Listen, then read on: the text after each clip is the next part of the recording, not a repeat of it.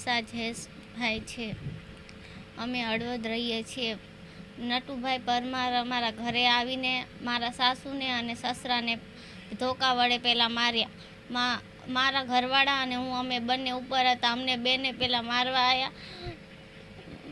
મારા સાસુએ બચાવમાં મારા ઘરવાળાને ન મારે એટલે દરવાજો બંધ કરી દીધો।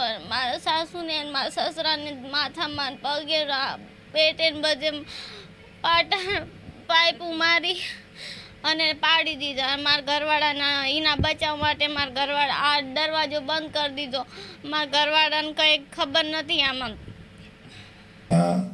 બે અલગ અલગ કુટુંબો વચ્ચે મારામારીનો બનાવ બન્યો હતો, જેમાં એક કુટુંબે બહારથી આવી અને ઘર પર હુમલો કરી અને મારામારી દરમિયાન એક યુવકને વધારે ઈજા પહોંચાડી હતી, જેને દાખલ કરતાં મોરબી અને મોરબીથી પછી રાજકોટ રેફર કરવામાં આવ્યા હતા અને જેનું આ કામે મૃત્યુ થયું છે। એમાં ત્યારે જે તે વખતે 307 એટલે કે મારી નાખવાની કોશિશ સહિતના કલમો સહિત ગુનો દાખલ કરવામાં આવેલો હતો, જેમાં ફરિયાદ રતનબેન કાળુભાઈ મોહનભાઈ પરમાર નાઓએ લખાવેલ હતી અને આરોપીઓના નામ એમાં નટુભાઈ રાનજીભાઈ પરમાર, આશીષ નટુભાઈ પરમાર, રવિ નટુભાઈ પરમાર, દીપક નટુભાઈ પરમાર અને હંસાબેન નટુભાઈ પરમાર તેમજ લતાબેન શૈલેષભાઈ પરમારના નામ આરોપીઓ તરીકે હતા।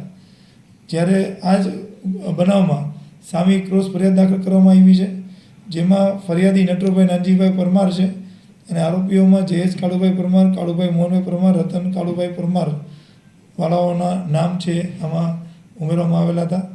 આ બે બનાવના અંતે અલગ અલગ જગ્યાએ જે ઘાયલો છે એને હોસ્પિટલ શિફ્ટ કરવામાં આવ્યા હતા અને હાલ આરોપીઓને પકડી અને હસ્તગત કરવાના ચક્રો ગતિમાન છે।